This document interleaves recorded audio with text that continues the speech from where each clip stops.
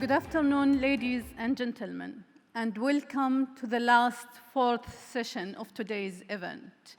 Your Highnesses, Your Excellencies, our distinguished speakers and guests, it gives me great pleasure and honor to welcome you into this event and into the last session of today's event. Allow me first to give a very brief introduction about this session before I welcome our distinguished speakers and panelists to the stage. So fear and a sense of urgency are out of the most powerful factors to human exploitations when it comes to cybersecurity. And this was clearly visible during the first days of the current pandemic. Cybersecurity becomes a crucial element to guarantee the continuity of the services that we never expected them to go online.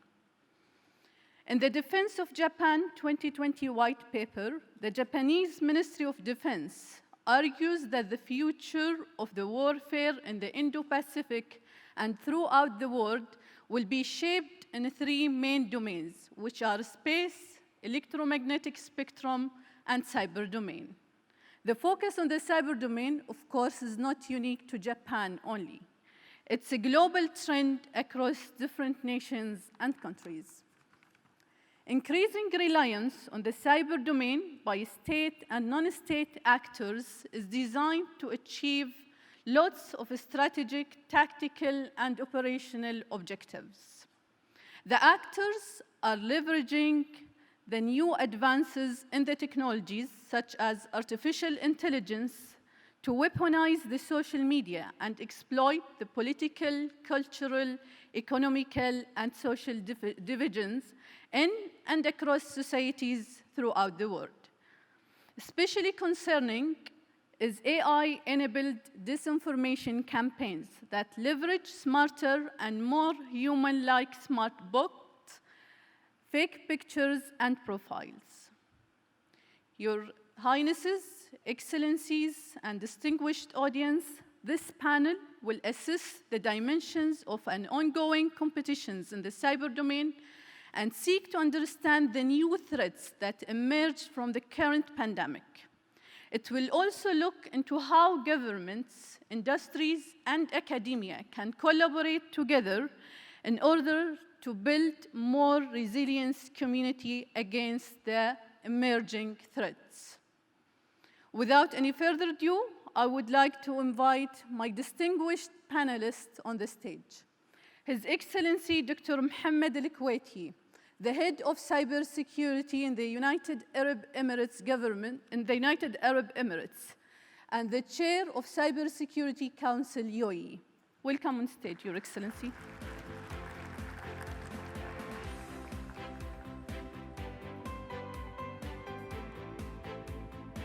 Mr. Tono Tamer, who's the Executive Director of CERT Estonia.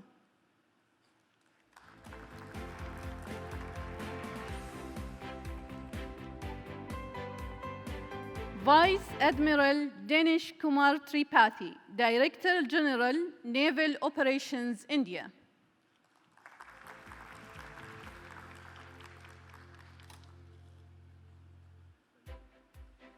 Dr. Najwa Al-Araj, Chief Researcher at Technology Innovation Institute, Cryptography Research Center.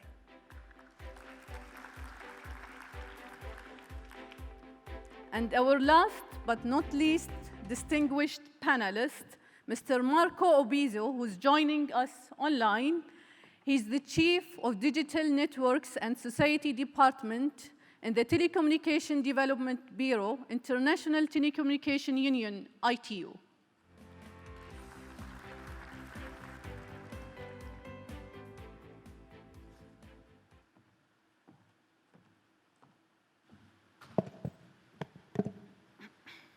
Welcome on stage, dear distinguished panelists. I'm looking forward to having a really fruitful, distinguished, let's say, talk today with you all. Let's start with Your Excellency, Dr. Mohammed Al-Kuwaiti. If you can give us more insights about the current pandemic situation, how it impacted the cybersecurity, and what are the current trends, opportunities, challenges that the cyber domain been impacted with the pandemic, and how different countries developed strategies to reduce the impact of the cyber pandemic. Thank you, Doctora, for the question, and thanks to the organizer for having myself here again. We really appreciate and we look forward for this. As we all know, that every single of us have learned something new during this pandemic. We all have gained a knowledge of a health hygiene. We all have gained a very good knowledge on prevention, as well as protecting, as well as monitoring and testing ourselves in that. From contact tracing to an actual isolation, to social distancing, to even masking, and many of those aspects which came to us to be as a culture. We cannot get out of our homes today except with those aspects. We cannot actually cope with our work and do any of those aspects except having those hygiene in our blood, for us, for our kids, for our families, for even our workers who actually work on that. So with that, if we take that same analogy to the cyberspace, in cyberspace there are similarities in many of those aspects. We always need to actually protect and prevent using different technologies that we have today, or even using some governings or policies or protocols, if we may say, that allows us to actually ensure and assure our work is going fine. And that includes, again, from network segmentation, to intrusion detection system, to monitoring, to sandboxing, to many of those technologies that we use today in the cyber domain. The only analogy or the only differences between that, the infection rate.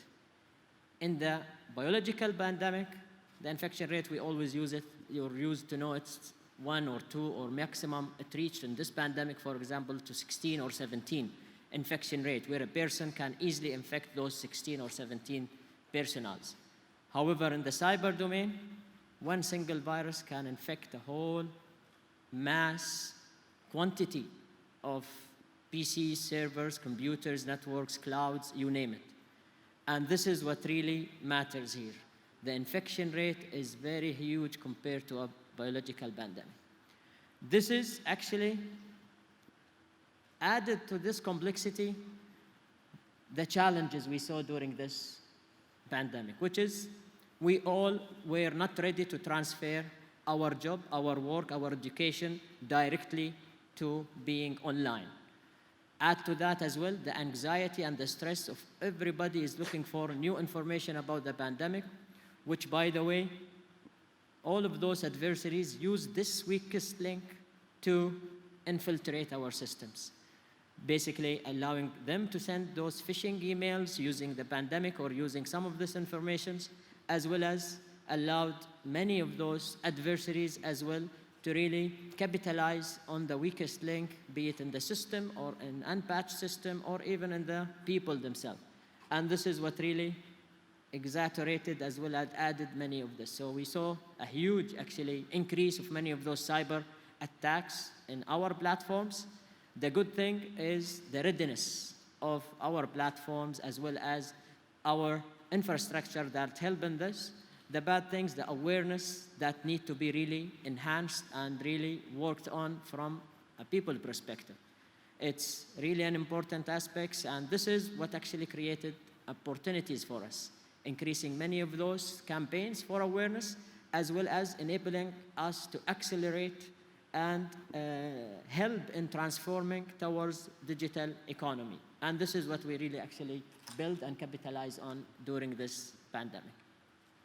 Thank you, Your Excellency. I think you raised a very important point in saying we need to use the current pandemic to create, as an opportunity, to create new techniques, to innovate, and to bring new, let's say, aspects of how we can respond better to the cyber threats. Definitely. This is really great. This is very important point, that we need to use the pandemic as an opportunity, not only as a risk.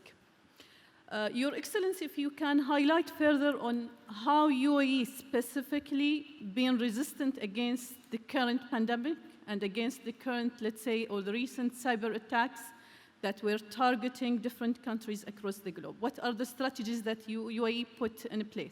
So the cybersecurity strategy of UAE, as it was announced in 2019, is actually built in many pillars. Some of those pillars mainly focuses on protecting, detecting, as well as identifying and monitoring, add to this response and recovery. So having that cyber strategy cascaded towards all of the sectorial entities that we have, from governmental to private to public to many of those entities. It's really helped in everybody to know those aspects. We have something called NISA standard or ISO standard. It is 188 controls, which actually focuses on applying simple action to those networks will easily take you to a 90% protection of many of those attacks. With simple, for example, multi-factor authentication. That allows a network or anybody need to access this network to actually use two different types of tokenization or even as a single sign-on aspects there. Add to that as well, what UAE has is the campaigns and the awareness that is actually spread across all of those entities we have, from governmental or entities. We have different entities, for example, Telecommunication Regulatory Authority, who've been actually very helpful in a federal level of actually building the Computer Emergency Response Team, which is actually shares many of this information with many other colleagues and peers across the whole world. Add to this, we have 7 states, and in each one of those states, we have a body whose responsibility is to look after many of the cybersecurity on that state. For example, we have ADA in Abu Dhabi Digital Authority, we have DISC, Dubai Electronic Security Center, which all actually helped in, again, cascading this strategy and the controls across all of the entities under that state, and accordingly to different states of this. So the ability and the agility of allowing this to actually happen and cascades across the whole nation really helped in this. What is really important as well to note here, the private sector. The private sector is really one of the main pillars that all of our digital economy and actual economy is actually built on. And the private sector has helped in fulfilling as well as in ensuring and assuring and helping the government actually in fulfilling many of those strategies. So that was really an added value, and we really applaud all of those people who actually helped in doing that aspects. Thank you, Your Excellency, for the very great insights on this topic. Moving to Mr. Tamer, I know that Estonia is considered as one of the most digitalized countries in the world. So I think, Mr. Tamer, you are playing a very critical role within the search of Estonia. If you can give us more insights on the threat landscape that existed with the current pandemic and how Estonia was resistant against those attacks, or what are the strategies that Estonia had taken in order to improve the cyber resilience of Estonia during the pandemic situation? Well, first of all, thank you for inviting me, dear guests and excellencies. When we look at the COVID-19 crisis, this has been a total disruptor.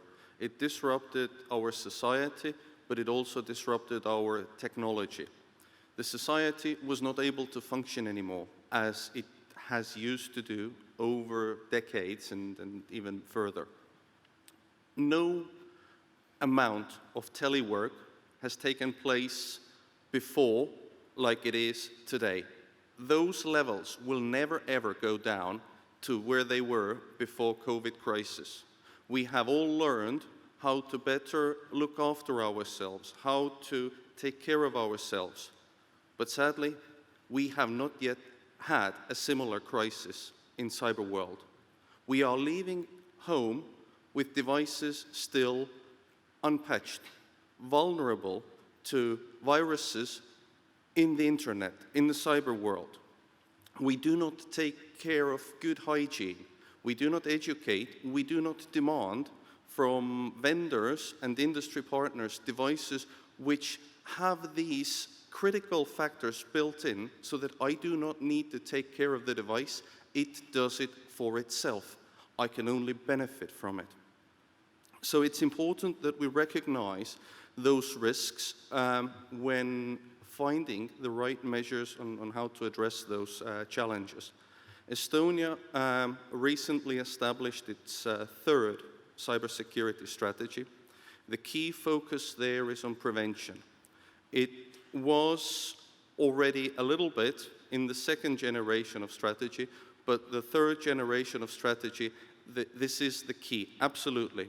We need to recognize that we do not only need to protect the government sector, but for that to function, we need to protect the whole country. And this is also from the viewpoint of defense sector.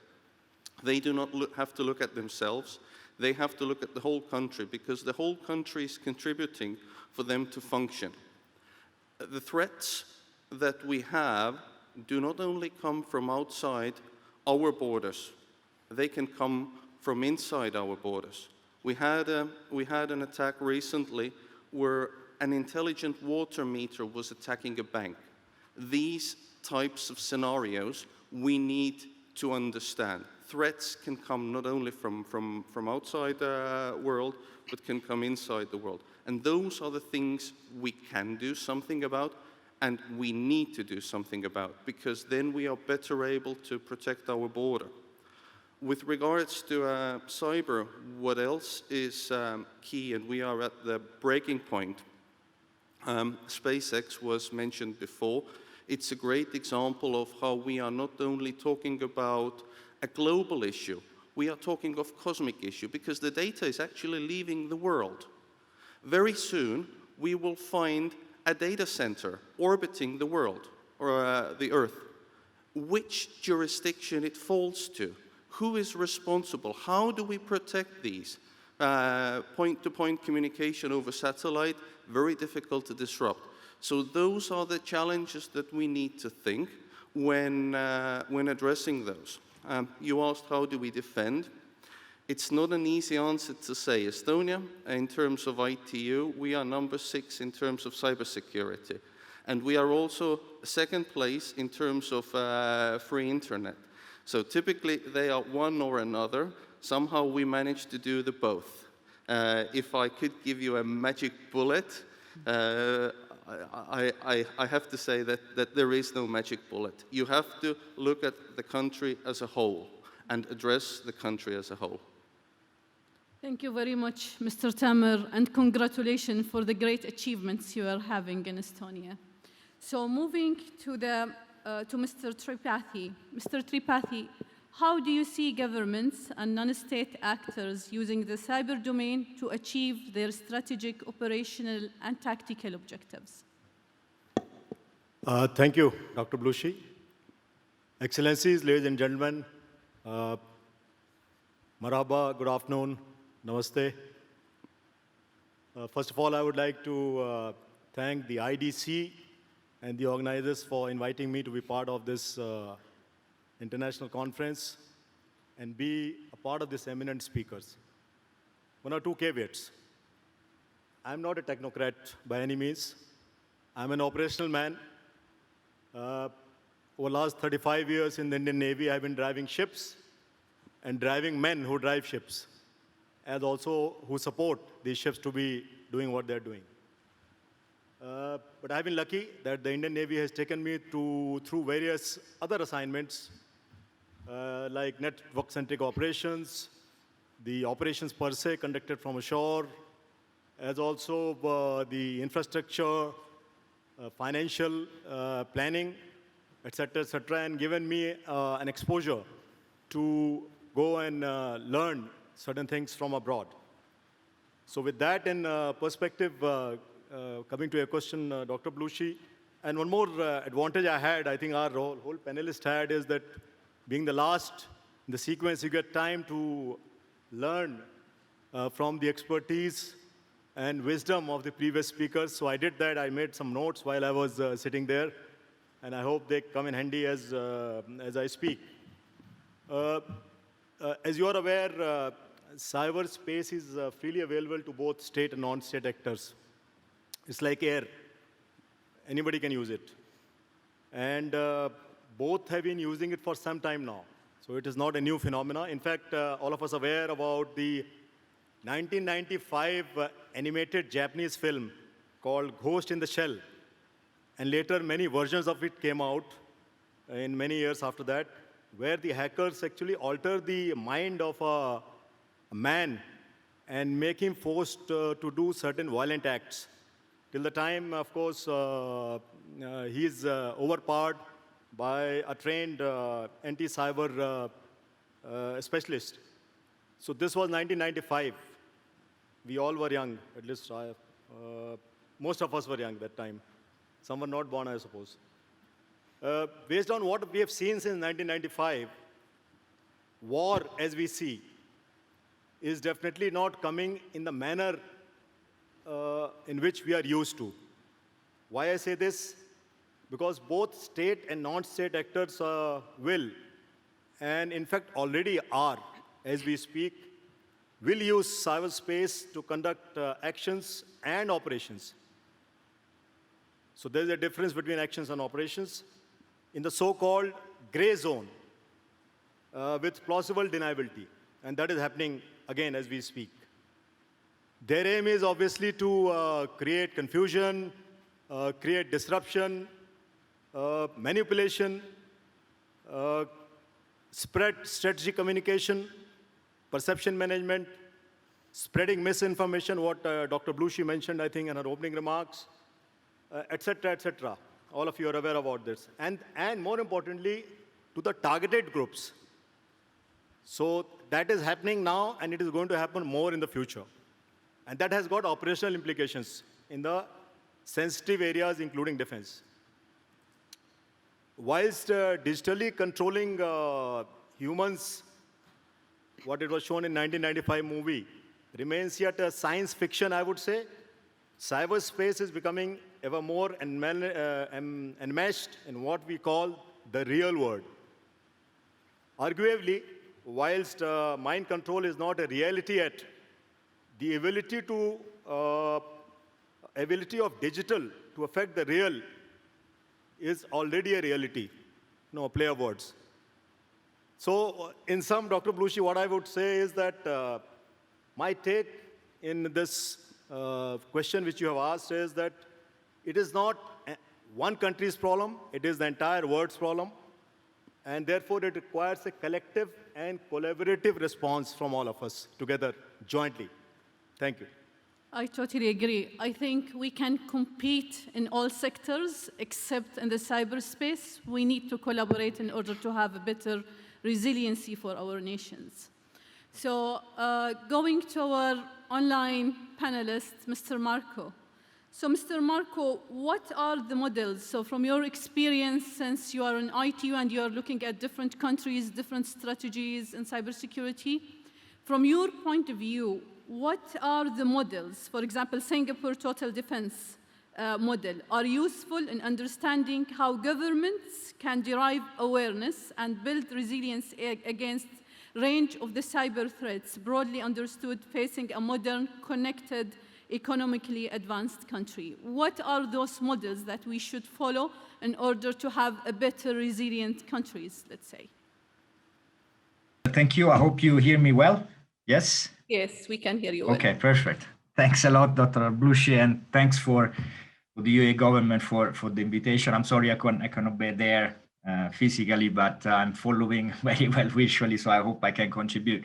So I think your question comes really timely following the, let's say, the intervention of the other speakers, because, well, while Singapore, of course, total defense is all-encompassing, because it takes into account not only cyber domain, but also psychological defense, military defense, let's say, social defense, economic defense. But I think we can retake or retain some of the, let's say, some of the lessons in a sense, some of the practices, and try to make it, let's say, applicable also on the cyber domain, which is, first of all, the kind of an holistic approach that Singapore, as well as the other countries are taking, to try to really have let's say, a cohesive and harmonized framework, whatever it is, of course, plugged into the national context. The second element, I think it's important, which of course was mentioned by Tamir and also His Excellency, is the interaction with the community, interaction with the user community. So the citizens, so the population, the individuals that are actually using ICTs and are using the digital domain. And the third one, I think it's also about let's say tailoring, any kind of a solution and any kind of framework to the national needs. And this is something that sometimes is forgotten because Tamir was saying, there is no silver bullet. And this is really, really true because every time that we apply any kind of a solution on any kind of framework at the national and international level, we need to understand the context and we need to understand the specific needs. We need to understand the specific constraints, challenges, and opportunities that the specific environment is actually portraying. There are few, let's say, aspects that must be taken into account, and His Excellency was mentioning one of them. So the first one I would say is really a good governance. So is let's say the ability and the opportunity that the country has to come out with an holistic and a comprehensive national strategy, which would of course integrate all the different aspects from the legal element into the incident response element into the integration and plugged in of the user community. The second element, as I was mentioning, is the incident response, which is one of the key, let's say, foundation on how we can respond properly to attacks and to any kind of cybersecurity issues that are coming at the national and also at the international level. Risk management, it's another element that must be taken into account. Cyber risk cannot be eliminated, can be mitigated. So it's important to have into the holistic approach at the national level, the risk management perspective. Of course, the understanding and the stock taking on the critical infrastructure. So what are the essential services that let's say the country is running, and we need to try to put in place controls that are actually encompassing, this critical infrastructure and these critical services. Then when we move into more kind of interaction with the population and with the user community, I think what is really, really, really important that again sometimes is forgotten is the awareness and the capability building. Capability in terms of the capacity and the training, but not only training, I mean, actually the awareness and the knowledge that the user community needs to have in order also to support proactively as active players, let's say, the efforts that the government is putting in place. And we have seen so many times a top-down approach where government is instigating policy or is putting in place solutions that are actually not understood by who is actually needed to take this solution into account. So it is really, really, really key having this kind of a continuous and regular interaction with the user community. And then, of course, there is this element of internationalization of seeing, let's say, any kind of framework at the national level as part of the global effort and not as part of just solely a national effort. Of course, as I said before, everything has to be tailored to the national needs, but this doesn't mean that there is to be a disconnect between what the country is doing in order to come out with a model that would make, let's say, the digital national context more resilient compared to what is happening at the international level. So, and I think that we will have a little bit of a discussion on the international cooperation concept, but I think it's important also to take into account how the national efforts are actually, let's say, integrated into the overall international cooperation aspects. And then with that, I stop here. Thank you. Indeed, Mr. Marco, I think we need to look into the cyberspace as a holistic, let's say, component that cross-sector with each and every domain that we have in the country or at the national or international level, rather than only a single domain or a single sector by itself. So moving to Dr. Najwa. Dr. Najwa, how governments, academia, and industries can collaborate better in the cyber domain? Thank you, Dr. Bushra. Thank you for having me here. So from what we heard today, strengthening the security and the resilience of networks and systems is a shared responsibility between government, industry bodies, academia, and I'll extend that to research bodies, right?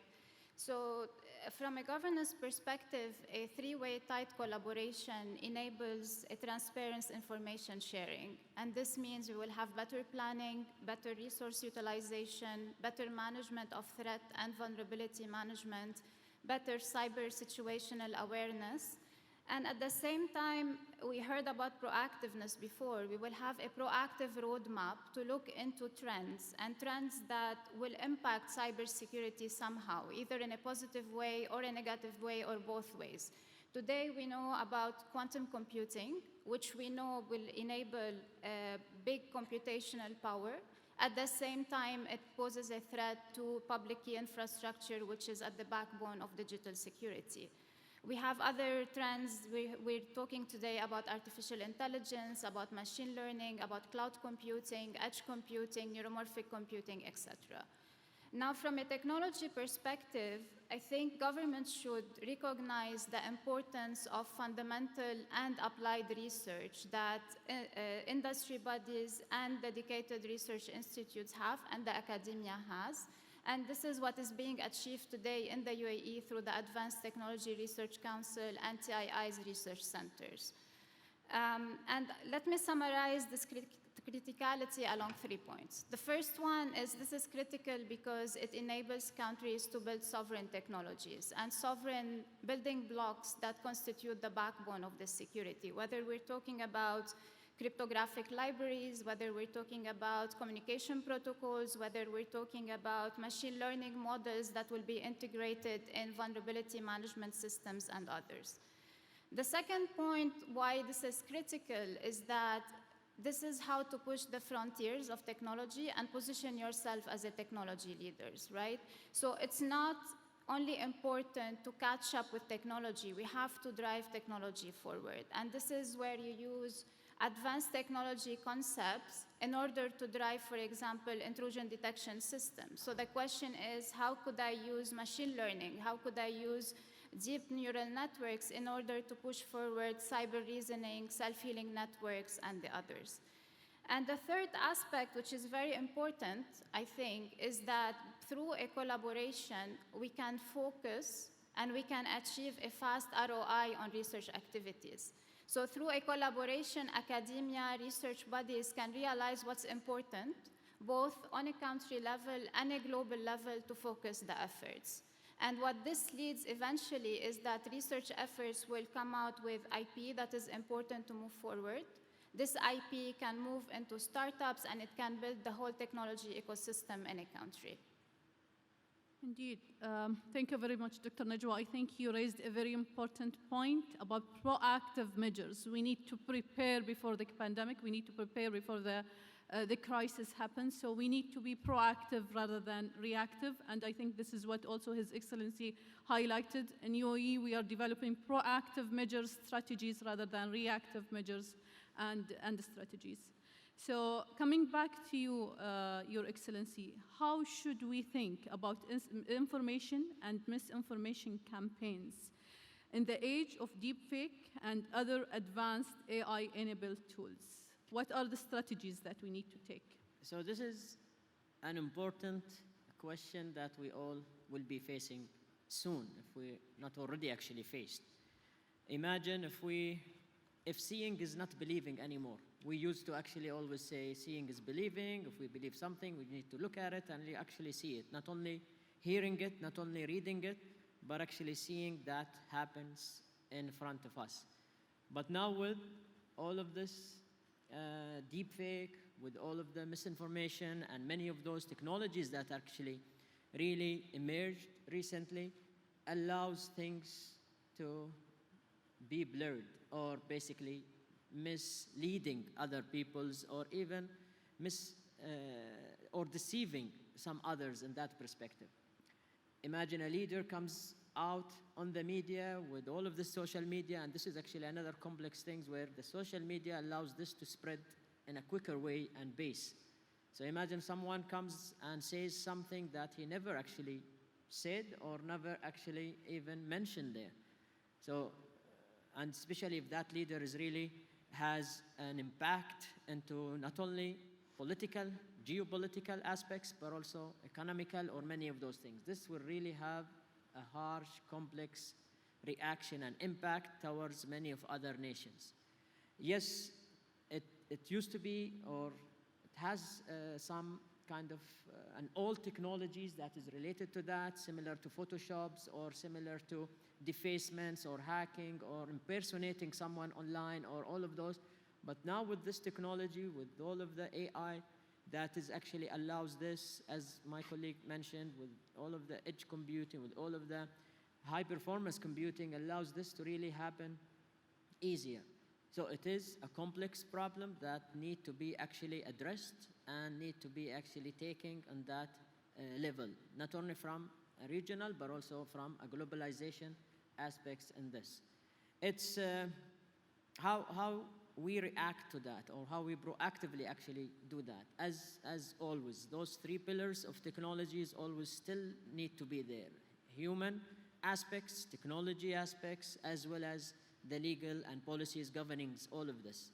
From a human aspects, these techniques or others are, I won't call it easy to detect, but you need to verify. You need not to take that just for granted, but you need to double verify, validate, and actually authenticate many of those technologies or media content that comes to you.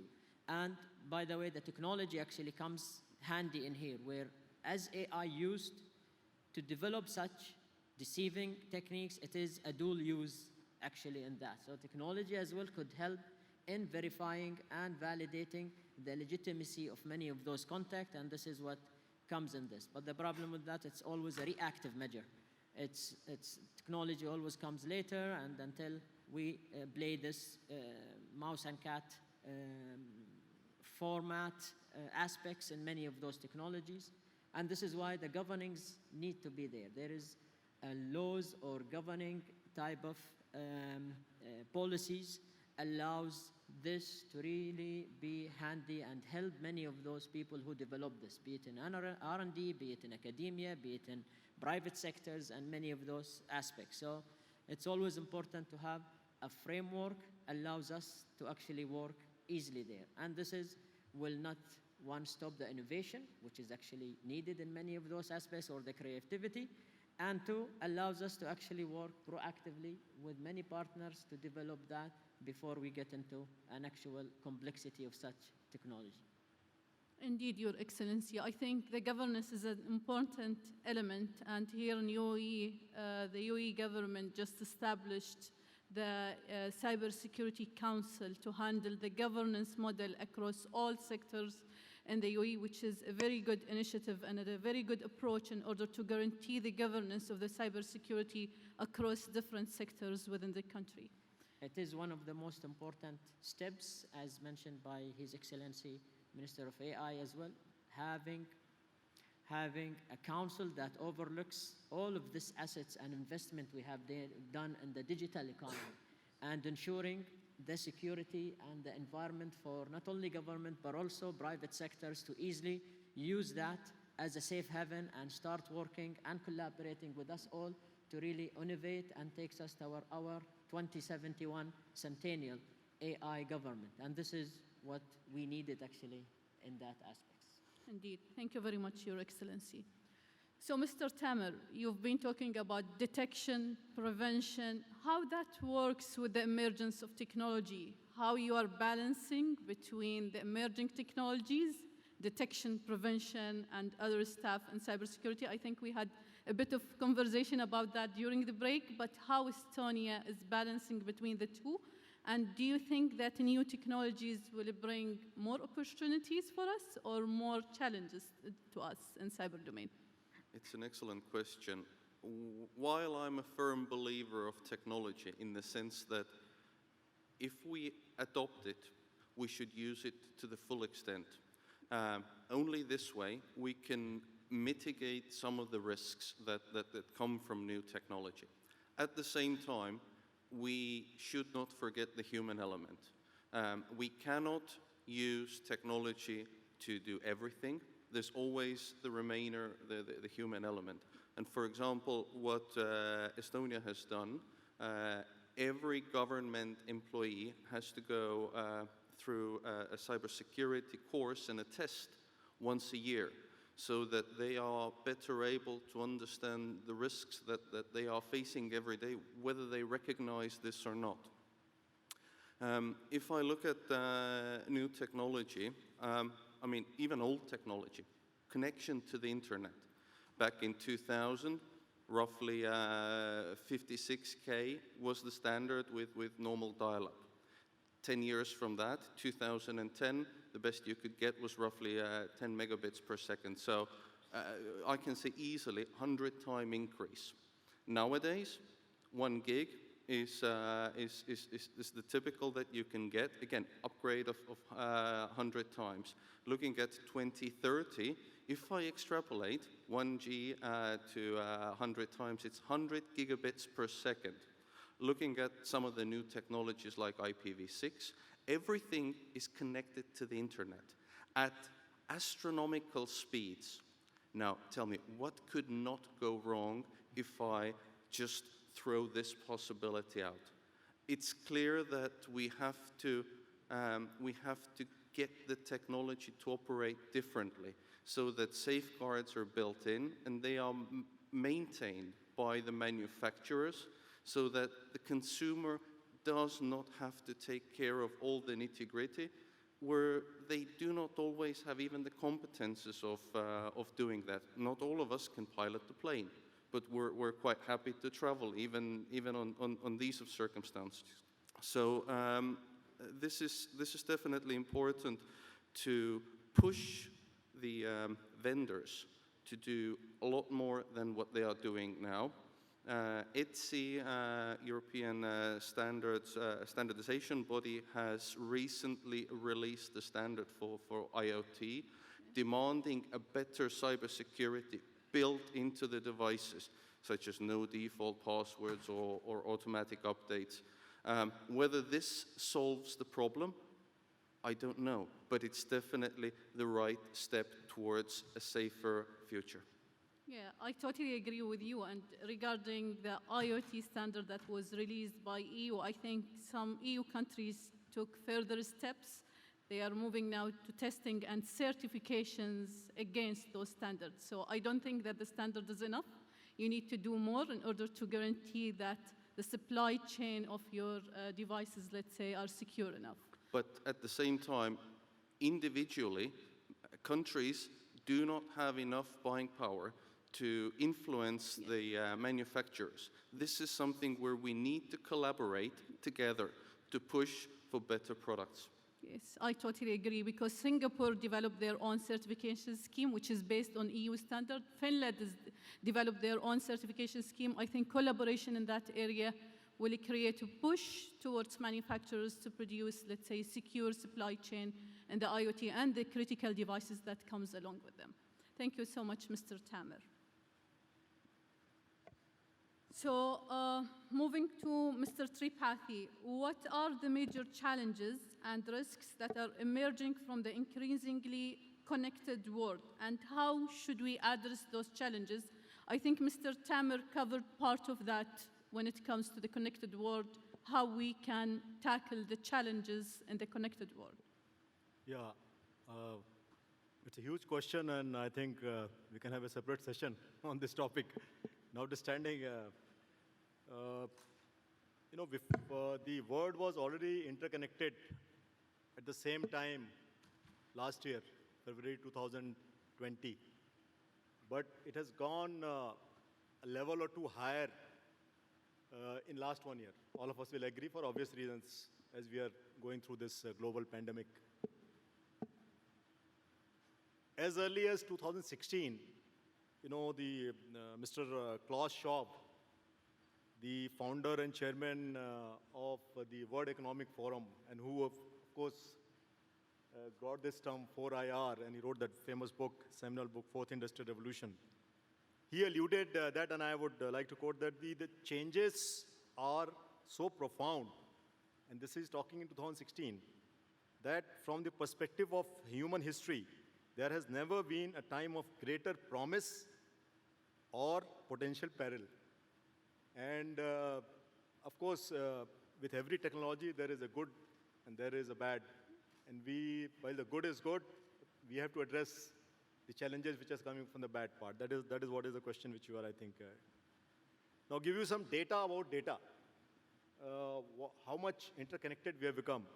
For example, by end of 2020, global data sphere may have reached more than 59 zettabytes of data. That is huge. I can't count. I don't know how many zeros and et cetera will come. More than 3.7 billion humans were on internet and rising every day. Google alone was processing more than 3.5 billion searches per day and increasing. And each minute of the day, as we speak, sees Snapchat users sharing over 500,000 photos, YouTube users watching over 4 million videos, and Twitter is abuzz with over 450,000 tweets. So that is the kind of data which is processing as we speak.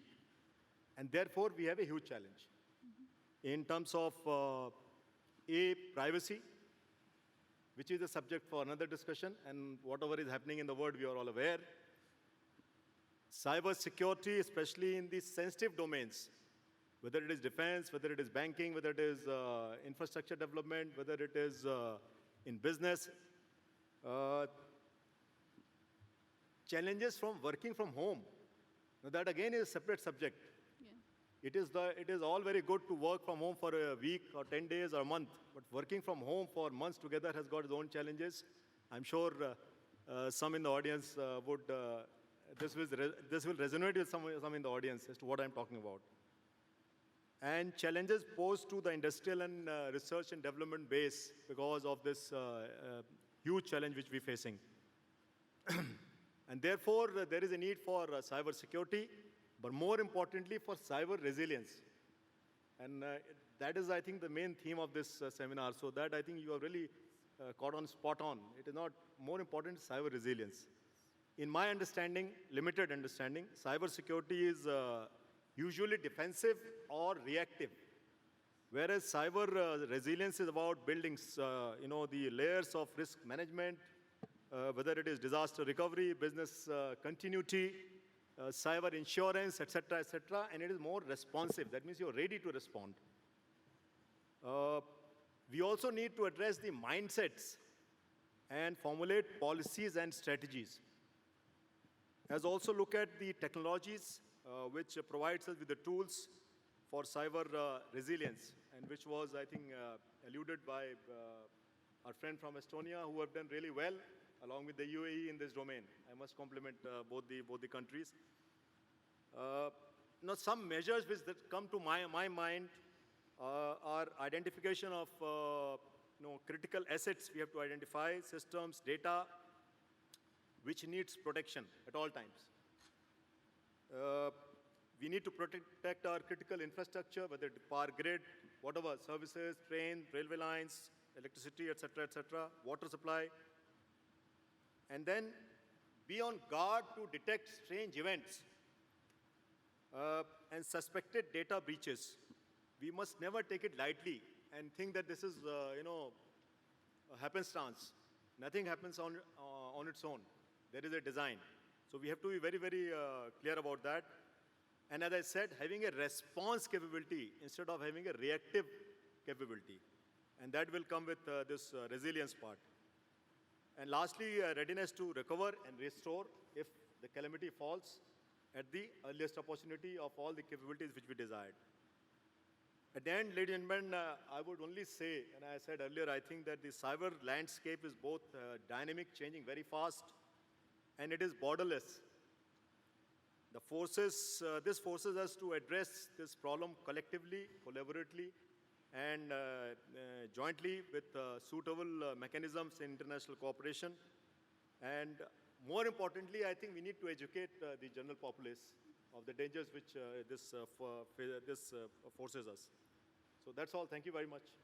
Thank you very much, Mr. Tripathi. I think you made a good point about the cyber resilience, and we need to develop cyber resilient infrastructure rather than just focusing on prevention and responsive approaches. Dr. Najwa Laraj, if you give us also further insights about that topic, how new technologies or how connected world is impacting us, whether that on the research or on the industry or government regulators, and what we should do towards that. Sure. I mean, a lot of great points have been raised on the topic already. So I'd like to focus a bit more on the technology aspect of this. As you said, this whole ubiquitous computing and hyperconnectivity, it gave rise to other technological advancements, right? Today, we see a widespread of IoT systems.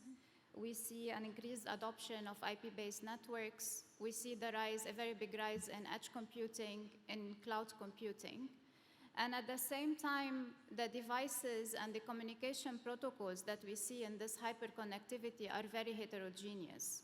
So whether we're talking about device to device, whether we're talking about device to gateway, whether we're talking about device to the cloud, or whether we're talking about the whole back-end connectivity. So there's a very big heterogeneous ecosystem in the back end. So, and the unfortunate result of this is basically the increase in the attack surface overall. So points were raised, issues about privacy. Obviously, security is a very big risk that comes with this hyperconnectivity. There's a need for standards and regulations, and standards have already been put in place for parts of the ecosystem, which is for IoT. Other standards have to be put in place for cloud computing, confidential computing, etc. And obviously, you have the issues and the problems of interoperability. So maybe to say a little bit more about the security aspect, today there is a need to invest in technologies and research in technologies for the security in such an ecosystem. The issue today is a lot of those connected devices are different from general purpose computing systems that we know. A lot of them, they have constrained computational power, they have also low memory footprint, low area, etc., which means that a lot of the previous solutions that we know in the security world will not apply for them, right? So you see a lot of efforts that are being put in solutions that cater to those systems. For example, lightweight crypto, intrusion detection systems that make use of pruned neural networks that use inference using neural networks on edge devices. And also the other aspect to address in this whole hyper-connected world is cloud security or confidential computing overall, right? And this is where we started hearing about the concepts of federated learning, about the concepts of using machine learning in homomorphic encryption, etc., in order to ensure that we have privacy and security in the cloud. Thank you so much, Dr. Najwa. I think you raised a different perspective than Mr. Tripathi when it comes to how fast we are developing cybersecurity measures compared to how fast the technology is moving. We all realize that the technology is moving faster, much faster maybe than how we are working towards cybersecurity space or cybersecurity era. So my last question is to Mr. Marco. Mr. Marco, what does the future for better international cooperation in the cyberspace look like, and how we can work towards it? I know that you touched based into that question earlier, but I would like to hear more from your side. Sure, and thanks for the question. And it's interesting, the discussion, because I think all of us are in the domain since a few years, at least me, since more than 20 years. And it's interesting to see that conversation revolving always around, how we can better collaborate. And the negative element here, without being critical, is that we are talking a lot about that, but compared to the amount of dialogue that we are having, the results of this dialogue are, let's say, a little bit limited in terms of impact and in terms of really outcomes. And this is because we tend always to forget the aspect that was touched a little bit upon in terms of the different speeds of understanding and the different speeds of awareness and the different speeds of the different processes. We all know that technology goes fast. The technical community is much more, let's say, quick and much more proactive in getting together. the problem that we always forgetting is that when technical community is getting together and is finding solution on how to cooperate, there is no, let's say, a corresponding reflection in terms of speed and in terms of proactiveness of who is actually governing. Okay. Now, I don't want to put the policy element at the top of the whole discussion, because I think policy and governments are enablers, you know, to activate those measures that are necessary to have, you know, a well-being of the population and on the country as a whole. But I think there is a need here to really focus on this kind of a dialogue that must be established between the technical community, as we want to call it, in terms of instigation of technology, with who is actually putting together the policies to make this technology, I mean, affordable, usable, and actually enabling, you know, really the social and economic development. And we always have the tendency to talk about the technology and the technical elements, which are, of course, fundamental, but we don't understand how much sometimes there is a lack of awareness from who is actually doing policies in instigating this. When we see that there is more alignment between the policy-making process and the technical processes, we are seeing development. When this alignment is not there, we are seeing a stagnation, a frustration from the technical community in saying, you have the measure, you have the control, you have everything, but why you don't actually enact, you know, those policies or those laws or those, you know, processes at the country level to make sure that we use that, right? So I think the international cooperation aspect here is not just saying, okay, we need to work together. It's just really to try to hit honestly on the issue in having, you know, the policy community at any level understanding what we're talking about. And sometimes even for the technical community, and Dr. Najar was actually giving an example on how much is advancing, you know, and even within the technical community, sometimes, I mean, we are struggling to understand because of the technological development. So can you imagine, you know, how much a policymaker is actually aware of what is going on and how we can use, you know, the tools that are made available in an overall encompassing and holistic approach at the national level. So I think that the discussion that are happening, for example, within the UN, I don't know if you heard about, you know, the UN Secretary General launching the digital cooperation roadmap. There is all this movement about, you know, digital about cooperation.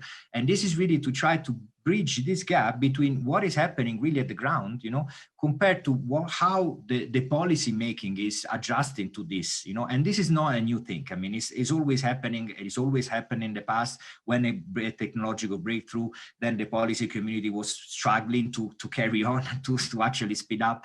But I think in the cyber, it's even more evident because the cyber landscape is changing really day by day. And if we don't have this element of dialogue, this element of awareness, and this element of, honestly, patience, you know, between each other in really trying to understand what are the needs, what are the political agenda that is driving, what is the economical agenda, what are the constraints that a specific country might have in instigating, you know, policies that would allow, as all the colleagues, fellow speakers are saying, we are talking about standardization. I mean, ITU is a standard setting body, but, you know, there are so many different standards at the body, at the national level, at the regional level, the international level. So it is possible to have interoperability of standards. Yes, no, why, you know, all these discussions are happening on a daily basis everywhere in the world.